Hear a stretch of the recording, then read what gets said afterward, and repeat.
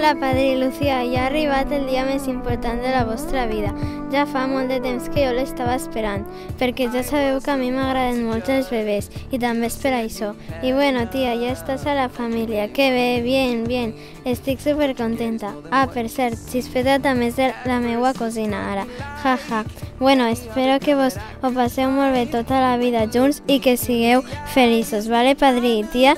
Adeu, que no se vos oblide mai que vos vull molt.